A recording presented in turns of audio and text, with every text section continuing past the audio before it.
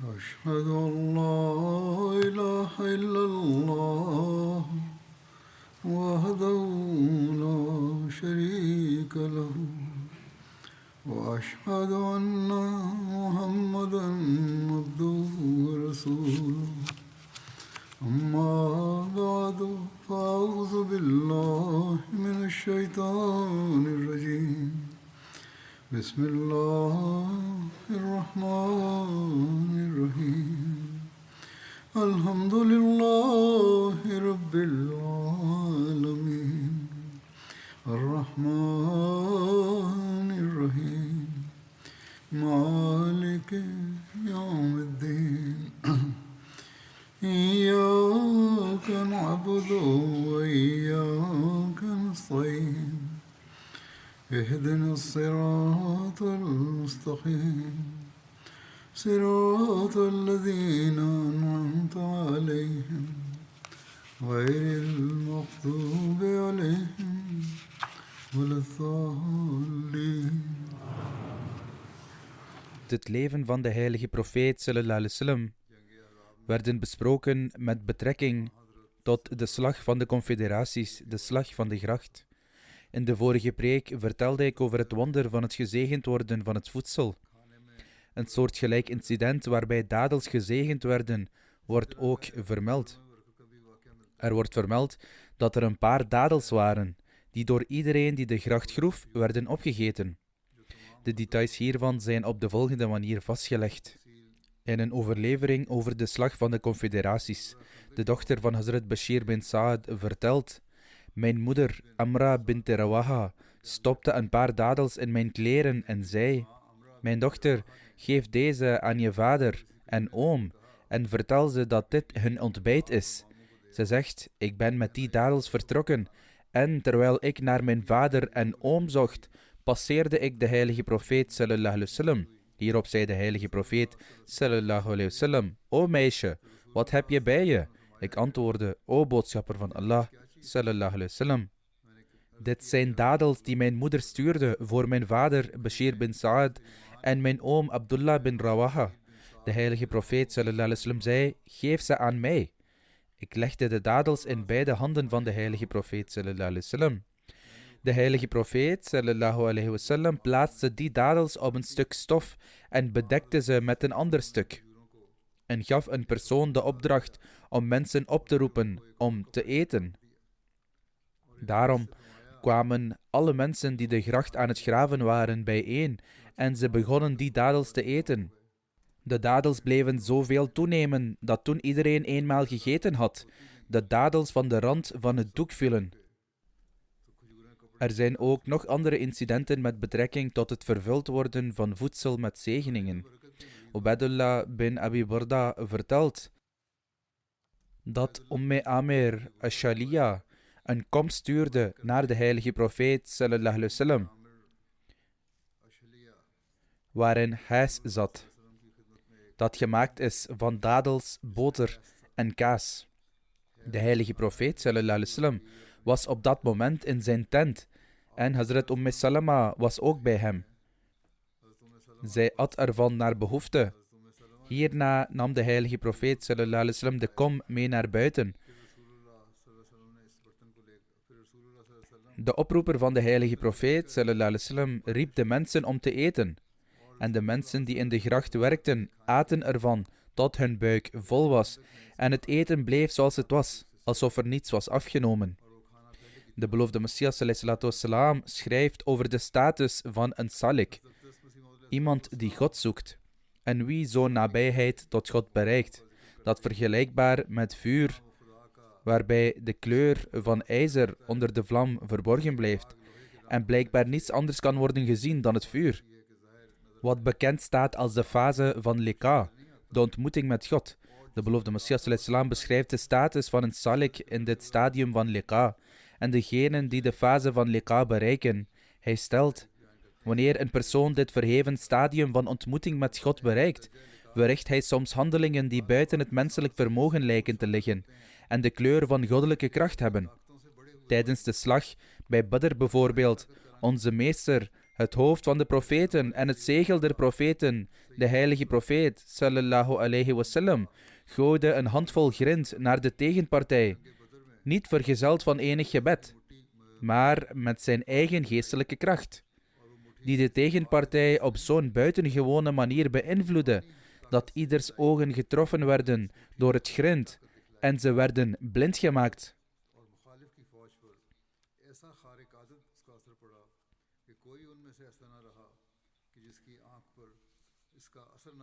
En ze begonnen in verwarring en hulpeloosheid rond te rennen. Er zijn nog veel meer wonderen, waarbij de heilige profeet sallallahu alaihi wasallam puur met zijn kracht werkte en die niet gepaard gingen met enig gebed. Bij vele gelegenheden vermenigvuldigde hij het water zoveel door zijn vingers in een kopje water te dopen, dat het hele leger en hun kamelen en paarden ervan dronken.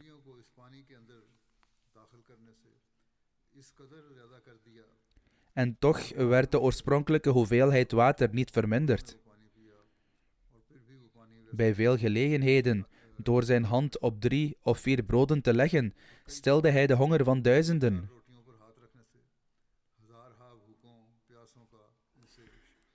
Bij sommige gelegenheden zegende hij een kleine hoeveelheid melk met zijn lippen, en een groep mensen dronk eruit en werd verzadigd. Bij sommige gelegenheden, door zijn speeksel in een put met brak water te gooien, maakte hij het zoet. Bij sommige gelegenheden genas hij ernstig gewonde mensen van hun verwondingen, door zijn handen op hen te leggen. Bij sommige gelegenheden verving hij de oogballen van mensen die waren uitgevallen als gevolg van een verwonding die zij in de strijd hadden opgelopen, en genas hen met de zegeningen van zijn hand. Op deze manier deed hij nog veel meer dingen door zijn persoonlijke kracht, waarachter goddelijke kracht werkte.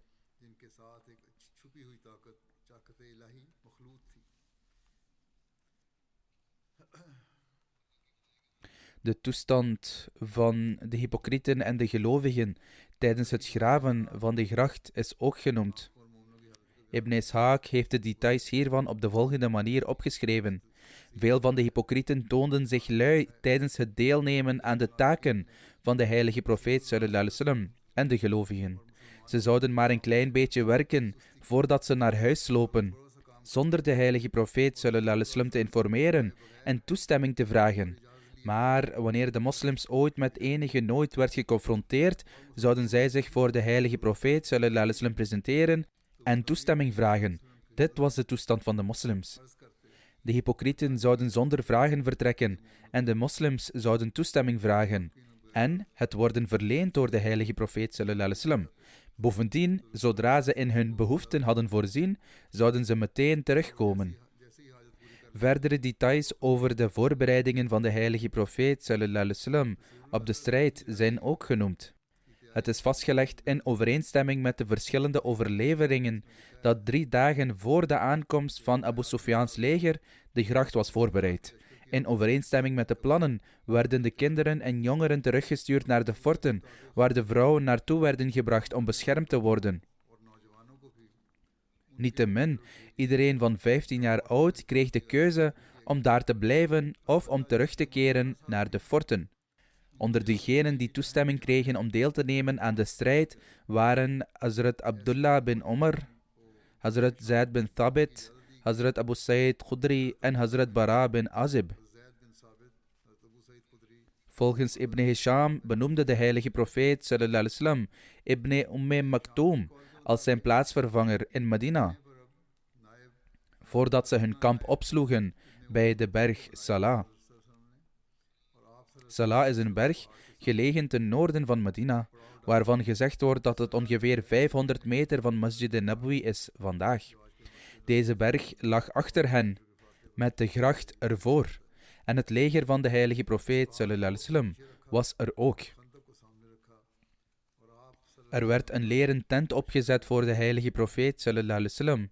De vlag van de Muhajirin werd overgedragen aan Hazrat Zaid bin Haritha en de Ansar-vlag werd overgedragen aan Hazrat Saad bin Obada. Betreffende het totale aantal moslims in het leger, hebben historici zeer uiteenlopende overleveringen gepresenteerd. Volgens sommigen was het aantal niet meer dan 900, terwijl anderen zeggen dat het er 700, 2000 of 3000 waren. Er zijn verschillende beweringen over het aantal moslims in verschillende overleveringen. Historici hebben daarom voor een moeilijke taak gestaan in relatie tot dit getal. Toen ze een getal noemden, moesten ze voorrang geven aan één overlevering boven anderen, ze als onjuist beschouwend. Echter, vanuit zijn volmaakte wijsheid, in plaats van één van hen onjuist te verklaren, verenigde Hazrat Muslih Maud radiyallahu ta'ala anhu al deze overleveringen, zodat ze elkaar niet tegenspreken. Hoe heeft hij dit gedaan? Hij zegt, er zijn grote verschillen tussen de historici in relatie tot de omvang van het moslimleger bij deze gelegenheid. Sommigen hebben geschreven dat het een leger van 3000 man was. Sommigen zeiden dat het er 1200 of 1300 waren. Anderen beweren dat het er 700 waren. Dit zijn enorme verschillen, dat het bijna onmogelijk lijkt om ze te interpreteren. En historici zijn er niet in geslaagd dit op te lossen. Maar ik heb toch de oplossing gevonden. Alle 3 versies van deze overleveringen zijn correct. Het is al gezegd dat nadat de hypocrieten waren teruggekeerd tijdens de slag van Uhud, het moslimleger uit slechts 700 man bestond. De slag der confederaties vond slechts 2 jaar later plaats. Gedurende deze tijd kwam er geen grote stam in Medina wonen na de islam te hebben aanvaard. Het lijkt dus niet mogelijk dat 700 plotseling 3000 werd. Het lijkt niet juist dat deze 700 individuen in 1 keer veranderden in 3000, toen er niemand anders van buitenaf was gekomen. Anderzijds is het ook niet aannemelijk dat na 2 jaar van de slag van Uhud, ondanks de vooruitgang van de islam, het aantal moslims dat geschikt was voor de strijd, hetzelfde bleef als ten tijde van Uhud. Er moet een zekere toename in aantallen zijn geweest. Daarom, na beide kritische recensies te hebben overwogen, lijkt het erop dat de overlevering met betrekking tot het aantal moslims dat in staat was om te vechten tijdens de slag van de confederatie, die ongeveer 1200 vermeldt, nauwkeurig is. Nu is er de vraag waarom sommigen 3000 noemden en anderen 700. Het antwoord is dat beide overleveringen werden geformuleerd op basis van verschillende omstandigheden en perspectieven. De slag van de confederaties bestond uit 3 fasen. 1 fase was toen de vijand Medina nog niet had bereikt en de gracht werd gegraven. Zelfs kinderen kunnen helpen met het schoonmaken van het vuil in deze fase en sommige vrouwen zouden ook bij deze taak kunnen helpen. Dus, terwijl de inspanningen om de gracht te graven plaatsvonden, was het aantal moslims 3000, maar daaronder vielen ook kinderen. En getuige zijnde van de passie van de vrouwelijke metgezellen, kunnen we zeggen dat sommige vrouwen ook in deze telling zijn opgenomen, die de gracht misschien niet hebben gegraven, maar wel hebben bijgedragen aan andere taken daarbuiten. Dit is niet alleen mijn mening, maar ook de geschiedenis ondersteunt deze visie. Zo staat er geschreven dat toen de tijd kwam om de gracht te graven, ook de jonge mannen werden verzameld en alle mannen, oud of jong, werkten aan het graven van de gracht of hielpen daarbij. Toen de vijand arriveerde en de strijd begon, beval de heilige profeet sallallahu alaihi wasallam alle jongens onder de 15 jaar om te vertrekken. En degenen die al 15 waren, kregen de keuze om te blijven of te vertrekken. Deze overlevering laat zien dat het aantal moslims groter was tijdens het graven van de gracht en nam af toen de strijd begon, omdat degenen die nog niet oud genoeg waren, het bevel kregen te vertrekken. De overleveringen die melding maken van 3000 verwijzen daarom naar het nummer toen de gracht werd gegraven, waaronder jonge kinderen. En zoals ik op basis van de andere veldslagen heb afgeleid, waren er ook een paar vrouwen. Dit komt omdat in de overleveringen over andere veldslagen is gebleken dat vrouwen ook zouden deelnemen. Het getal 1200 verwijst echter naar de tijd toen de strijd was begonnen en alleen volwassen mannen overbleven. Nu blijft de vraag, klopt de overlevering waarin 700 soldaten worden genoemd ook? We hebben de vermindering van 3000 naar 1200 geaccepteerd. Nu moeten we kijken of de overlevering waarin het getal 700 wordt genoemd klopt. Het antwoord hierop is dat deze overlevering wordt gegeven door de historicus Ibn Ishaq, die een zeer betrouwbare historicus is, en grote geleerden zoals Ibn Hazm hebben krachtig getuigd over zijn authenticiteit. Daarom kan er niet aan getwijfeld worden. Ook dit moet kloppen. Het wordt ook bevestigd dat door verder onderzoek van de geschiedenis er is vastgesteld dat tijdens de strijd, toen de Banu Qurayza zich bij het leger van de ongelovigen voegden en samen spanden om een verrassingsaanval op Medina uit te voeren, en toen hun geheime bedoelingen onthuld werden, achtte de heilige profeet sallallahu alaihi wasallam het noodzakelijk om de kant van Medina te beschermen waar de Banu Qurayza verbleef. De kant die voorheen onbewaakt was gebleven, onder de veronderstelling dat de Banu Qurayza bondgenoten waren en dat ze de vijand niet van die kant zouden laten naderen. Dus de geschiedenis vertelt ons dat toen bekend werd dat Banu Qurayza verraders waren,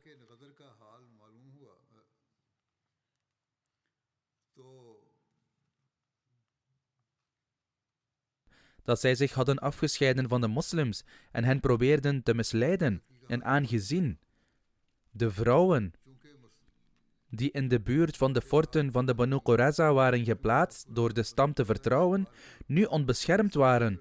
Daarom vond de heilige profeet sallallahu alaihi wasallam het noodzakelijk om hen te beschermen door het voorbereiden en positioneren van 2 moslimlegers om de gebieden te bewaken waar de vrouwen verbleven.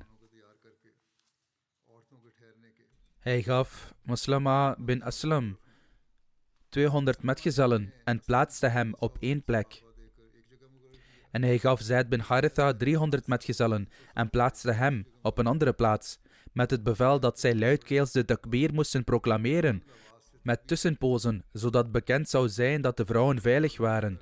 Deze overlevering lost onze moeilijkheden op, wat betreft de reden waarom Ibn Ishaq 700 soldaten noemde in de slag van de Confederatie, omdat toen van de 1200 soldaten 500 werden gestuurd om de vrouwen te bewaken.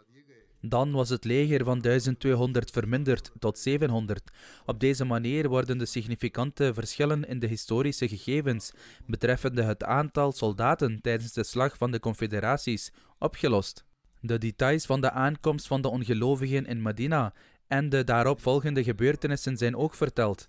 Onder leiding van Abu Sufyan bereikte het leger van de Quraysh van Mekka en andere stammen Medina en zette hun kamp op rond de stad. Hazrat Mirza Bashir Ahmed Sahib heeft deze details op de volgende wijze vermeld. Na de onafgebroken arbeid van ongeveer 20 dagen, of volgens een overlevering, na 6 dagen dag en nacht werken, was de gracht klaar. De metgezellen waren volkomen uitgeput als resultaat van deze buitengewone inspanning en arbeid. Maar zodra dit werk voltooid was, daagden de Joden en afgodendienaars van Arabië op aan de horizon van Medina, bedwelmd door hun aantal en kracht, met hun leger en bagage. Voordat er iets anders gebeurde, ging Abu Sufyan richting de berg van Uhud. Toen hij deze plek verlaten en onbewoond vond, marcheerde hij naar dat deel van Medina, wat het meest geschikt was voor een aanval op de stad, maar nu was omgeven door een gracht.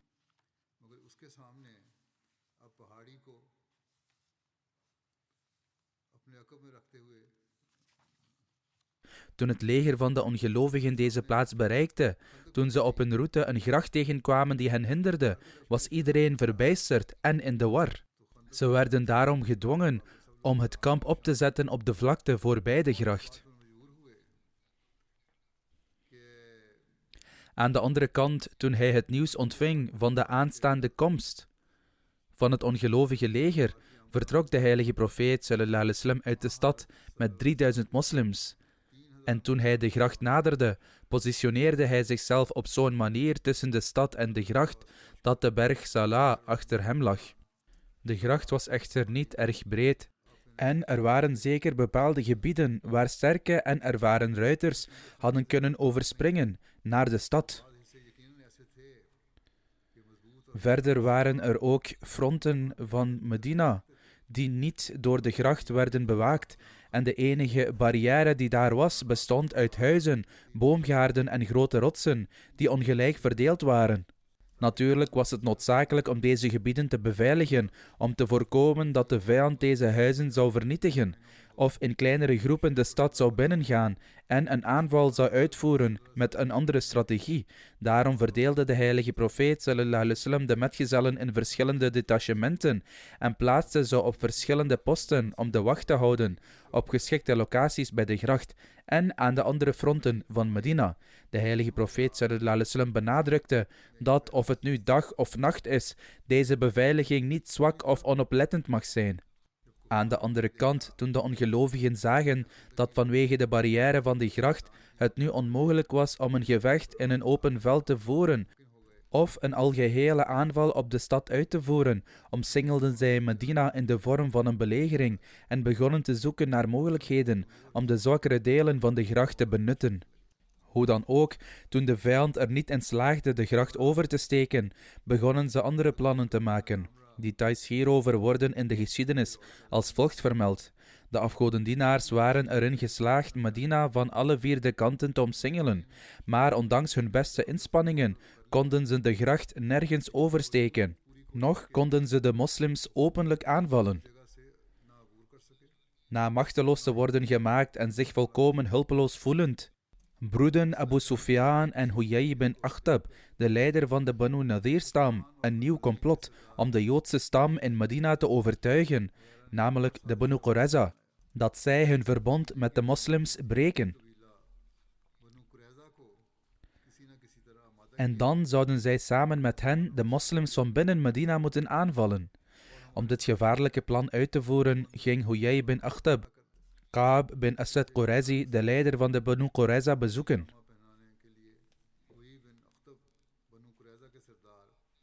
Toen Ka'b van zijn komst hoorde, sloot hij de deur van het fort. Huyay vroeg toestemming om binnen te komen, maar Ka'b weigerde de deur te openen.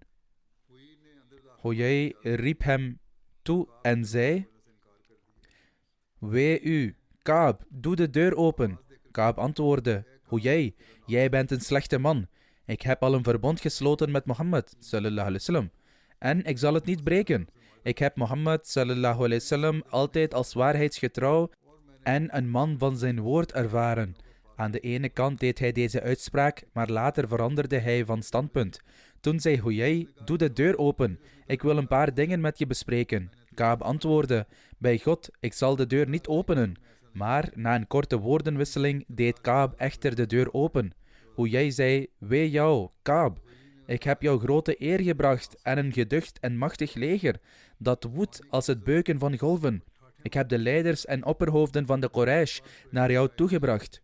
Vervolgens legde hij gedetailleerd uit over alle stammen die met hun legers Medina van alle 4 kanten hadden omsingeld. Hij zei ook: "We hebben een plechtige belofte gedaan dat we deze plek niet zullen verlaten totdat we Mohammed sallallahu alaihi wasallam en zijn metgezellen hebben afgemaakt. En daarin zouden we succesvol zijn geweest als we niet gehinderd waren door deze gracht." Maar zelfs na dit allemaal te hebben gehoord, was Ka'b, de leider van de Banu Qurayza, het er niet mee eens het verdrag te verbreken. Hij zei: "Bij God, je hebt mij niets anders dan vernedering gebracht en een donkere wolk die geen water draagt. Het kan alleen maar donker en bliksem vertonen, maar draagt zelf niets. O Huyay, mogen je geruïneerd zijn. Laat mij met rust, omdat ik Mohammed sallallahu alaihi wasallam altijd eerlijk heb gevonden en iemand die zijn verbonden nakomt." Hij bleef herhalen dat de heilige profeet sallallahu alaihi wasallam oprecht en trouw aan zijn woord was. Hij zei: "Hij dwingt ons tot niets, noch bemoeit hij zich met onze religieuze zaken. Hij is een uitstekende buurman van ons. Keer dus terug, opdat wij niet het risico lopen hetzelfde lot te ondergaan als jullie allemaal eerder hebben ondergaan." Maar Huyay bleef Ka'b geruststellen en afleiden, totdat hij begon te vermelden over de pijn en de moeilijkheden die zijn stam, de Banu Qaynuqa, hadden doorstaan. En hij zei dat al deze pijn door de moslims werd veroorzaakt. Hij ging door totdat het hem bijna lukte om Ka'b's hart voor hen te verzachten. Uiteindelijk trapte Ka'b in zijn list. Zijn natuurlijke neiging om beloftes te breken nam de overhand. Hij zei tegen Huyay: "Oké, maar zelfs als ik accepteer wat je zegt, en als de Quraysh en Ghadfan uiteindelijk terugkeren en niet in staat zijn om Mohammed sallallahu alaihi wasallam te doden, Wat zal er dan van ons worden? Huyai antwoordde, maak je geen zorgen. In dat geval sluip ik met je mee naar je fort. En wat jou overkomt, zal ook mij overkomen. Na deze uitwisseling verbrak Ka'b bin Asad zijn wapenstilstand met de heilige profeet sallallahu alaihi wasallam. Bij deze gelegenheid probeerde Ka'b's kameraad Amr bin Sauda Ka'b te adviseren ermee te stoppen en hem te waarschuwen tegen zulke slechte stappen. Hij herinnerde hem aan het sterke pact dat met de heilige profeet sallallahu alaihi wasallam was gesloten, zeggende dat als je de heilige profeet sallallahu alaihi wasallam niet wilt helpen, laat hem en zijn vijanden dan maar alleen, maar verbreek je pact niet en steun de tegenpartij niet. Maar Ka'b sloeg er geen acht op. Bij het waarnemen van deze situatie gingen enkele goedhartige Joden van de Banu Qurayza-stam naar de heilige profeet sallallahu alaihi wasallam en accepteerden zelfs de islam. Toen Hazrat Omar bin Khattab het bericht ontving dat de Banu Qurayza de voorwaarden van het pact hadden geschonden, informeerde hij de heilige profeet sallallahu alaihi wasallam, die Hazrat Sa'ad bin Mu'adh en Hazrat Sa'ad bin Ubadah stuurde. Beide mannen waren leiders van hun stammen en samen met hen stuurde de heilige profeet sallallahu alaihi wasallam Abdullah bin Rawaha en Khawad bin Jubair. Volgens een overlevering stuurde hij ook Usaid bin Huzair met de instructie dat ze moeten gaan uitzoeken of de berichten die over deze mensen zijn ontvangen waar zijn of niet. Als dit nieuws waar blijkt te zijn, dan moeten ze het niet voor iedereen bekendmaken. In plaats daarvan zouden ze de heilige profeet sallallahu alaihi wasallam moeten informeren door middel van een aanwijzing en hij zal weten als dit waar is. Maar als het niet waar is, dan moeten ze dat openlijk en voor iedereen bekendmaken. Vervolgens ging deze delegatie op weg naar een ontmoeting met de Banu Qurayza. Toen zij daar met Ka'b en zijn metgezellen spraken, was hun hele gedrag veranderd. Toen de delegatie Ka'b eraan herinnerde dat hij een pact had gesloten met de heilige profeet sallallahu alaihi wasallam, antwoordde hij op een zeer respectloze manier: welke profeet? Wij hebben geen pact met hem. Ik heb dit pact aan flarden gescheurd, zoals je een schoenveter aan flarden scheurt. Volgens de overleveringen wisselden beide partijen heftige woorden. Hoe dan ook, de delegatie keerde terug en gaf de heilige profeet sallallahu alaihi wasallam de stand van zaken door. Zelfs in zulke zenuwslopende en intense momenten bleef de heilige profeet sallallahu alaihi wasallam enkele ogenblikken stil. Het had geen enkele invloed op hem. Elke gewone man zou zijn zenuwen hebben verloren. De heilige profeet sallallahu alaihi wasallam zei: O gij groep van gelovigen, verheug u over het goede nieuws van Gods machtige hulp en bijstand. Toen zei hij: ik heb er een vast vertrouwen in dat er een tijd zal komen wanneer ik de tawaf van de Kaaba zal verrichten en de sleutels ervan zullen in mijn handen zijn en de Khosrows en Caesar zullen beiden vernietigd worden en hun schatten zullen op de weg van Allah worden besteed.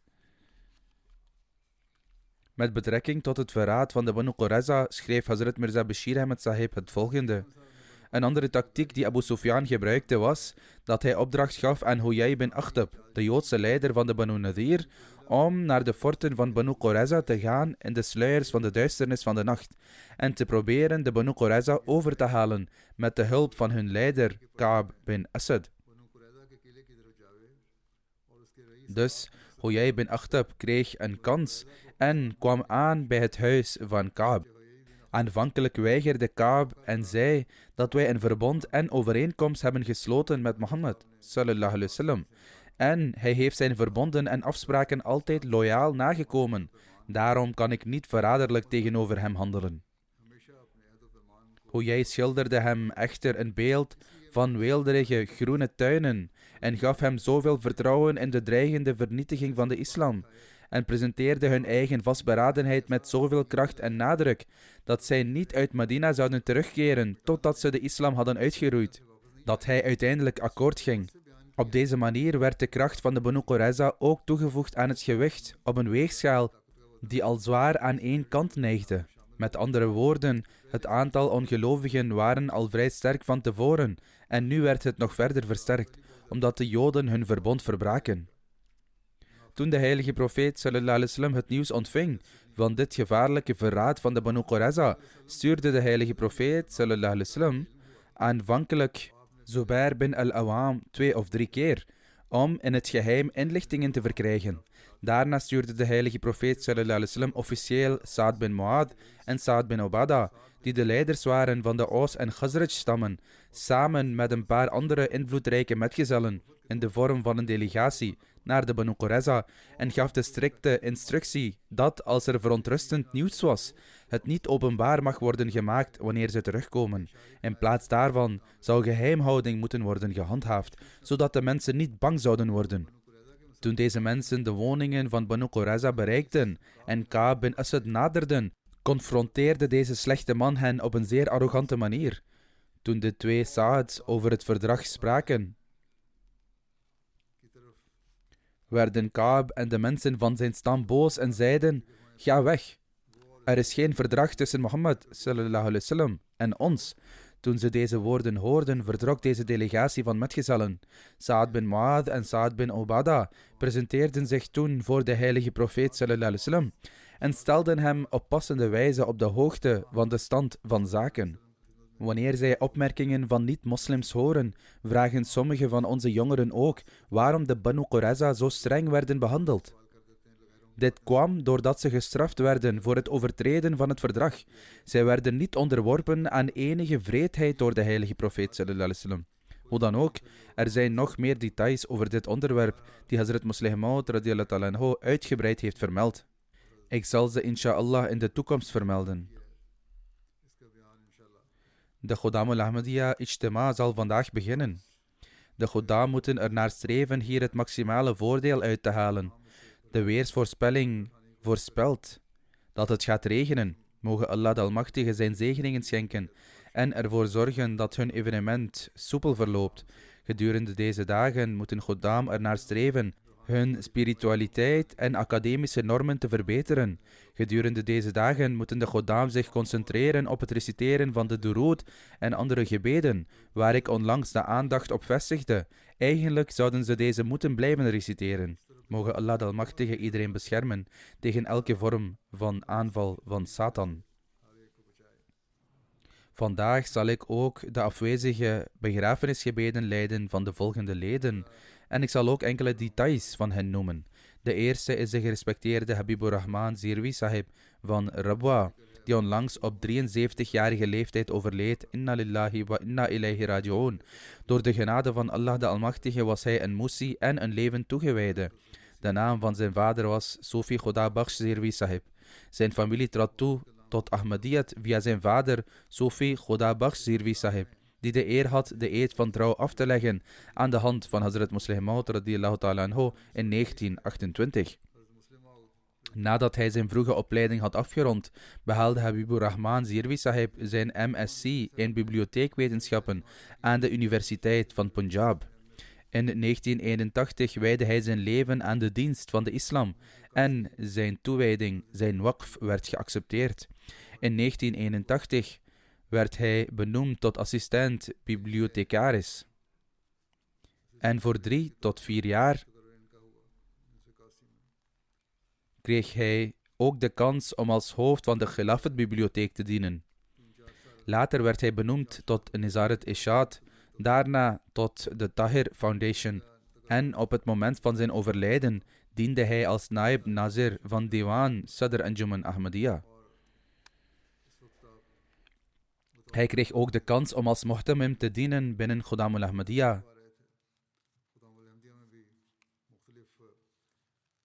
En in Ansarullah had hij de eer om als centrale qaid te dienen.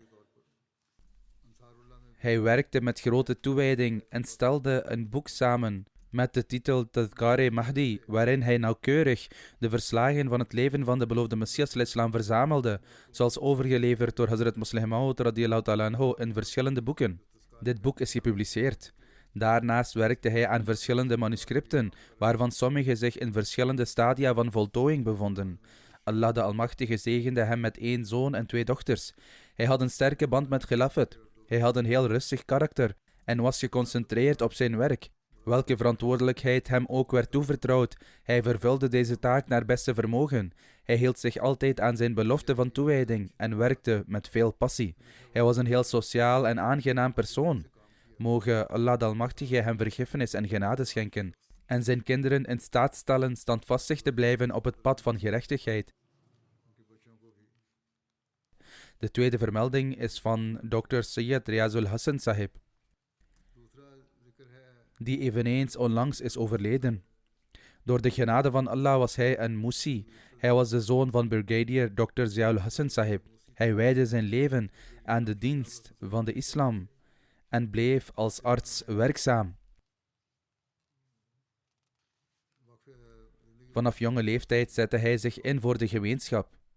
Onder de Nusrat Jahan-regeling kreeg hij de kans om meer dan 20 jaar te dienen in Oeganda, Kenia, Gambia en Pakistan.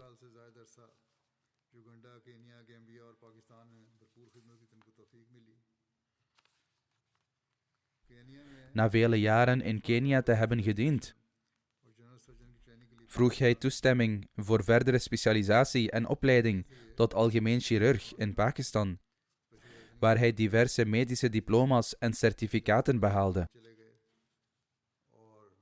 Hij kreeg ook de kans om anatomie te doseren aan artsen aan een medische universiteit. Hij was een competente en kundige arts. Hij gaf financiële steun aan lokale studenten in Gambia, sponsorde hun opleiding en helpte hen een baan te vinden. Hij stond altijd klaar om de armen en behoeftigen te helpen.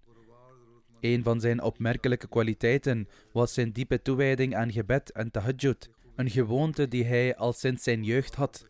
Degenen die hem kenden, beschreven hem als een zeer vriendelijke, meelevende en liefdevolle persoon tegenover zijn patiënten. Hij was hardwerkend, gepassioneerd en vertrouwde volledig op Allah. Hij was een man van gebeden, vriendelijkheid en nederigheid, met een buitengewone ijver voor dienstverlening. Hij bezat uitzonderlijke moraal en groot respect voor levend toegewijden. Mogen Allah de Almachtige hem vergiffenis en genade schenken.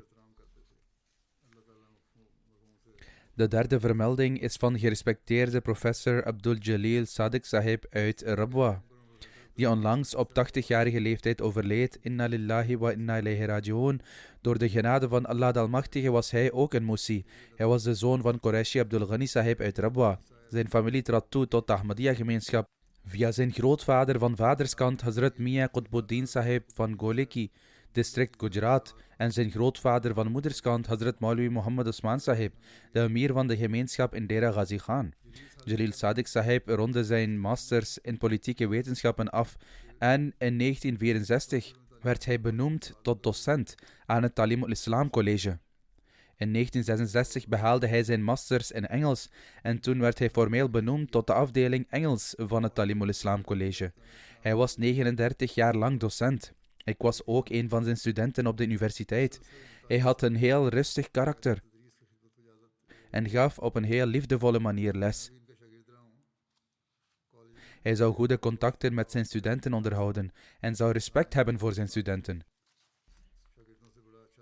Na zijn pensionering wijdde hij in 2003 zijn leven en hij werd benoemd tot Sadr Anjuman Ahmadiyya als verantwoordelijke voor de afdeling Tertib en archieven, waar hij een Naib Nazir was.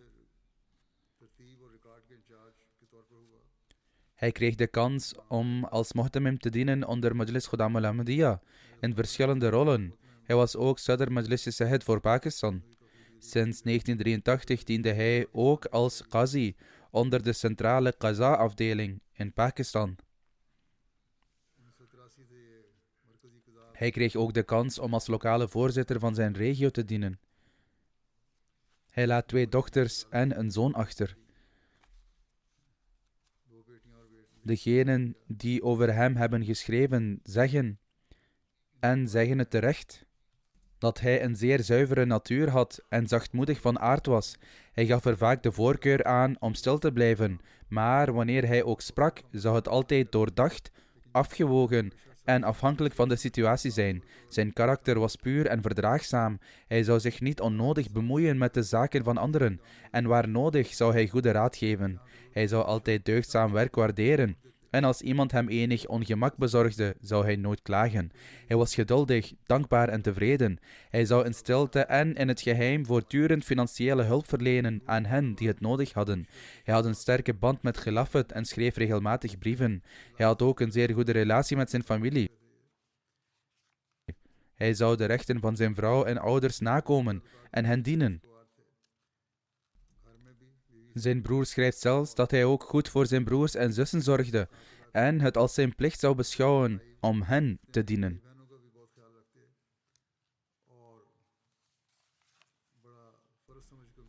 De volgende vermelding betreft de gerespecteerde master Munir Ahmed Sahib van Jhang. Ook hij overleed onlangs op 82-jarige leeftijd. Inna lillahi wa inna ilayhi raji'un. Door de genade van Allah de Almachtige was hij ook een musi. Zijn vader Mia Ghulam Muhammad Sahib zwoer in 1930 trouw aan Hazrat Khalifatul Masih II radiyallahu ta'ala anhu. Master Sahib was een Ahmadi van geboorte. Hij had de mogelijkheid om 40 jaar in Khuddamul Ahmadiyya en Ansarullah te dienen.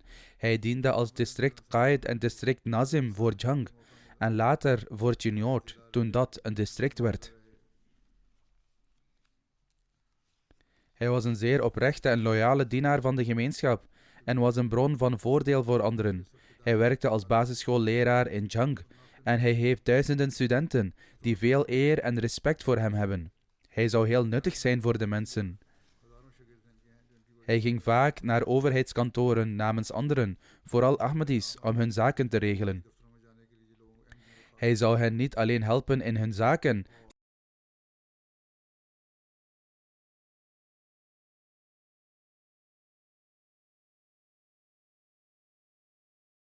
Jamaat en haar leden, in plaats van er persoonlijk voordeel uit te halen.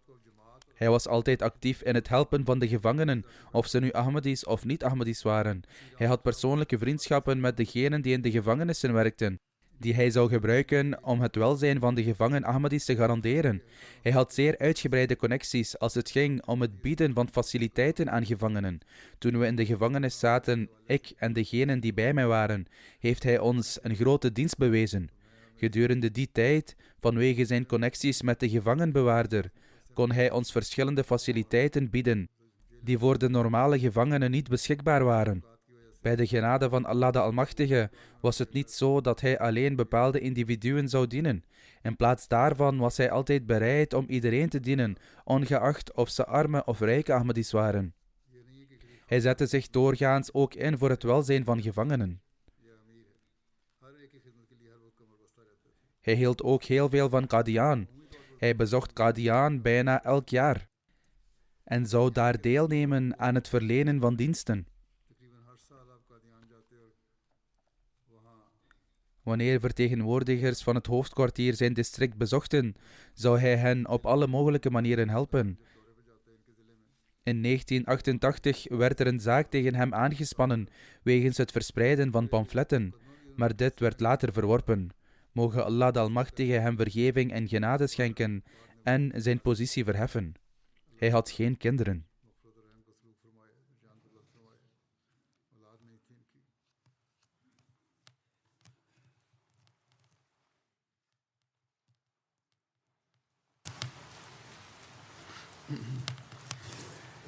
Alhamdulillah, alhamdulillah, nahmaduhu wa nasta'inuhu wa nastaghfiruh wa nu'minu bihi wa natawakkalu alayh wa na'udhu billahi min shururi anfusina wa min sayyiati a'malina. Man yahdihillahu fala mudilla lahu ومن يضلل فلا هادي له ونشهد أن لا إله إلا الله ونشهد أن محمدا عبده ورسوله عباد الله رحمكم الله إن الله يأمر بالعدل والإحسان وإيتاء ذي القربى وينهى عن الفحشاء والمنكر والبغي يعظكم لعلكم تذكرون اذكروا الله يذكركم وادعوه يستجب لكم ولذكر الله أكبر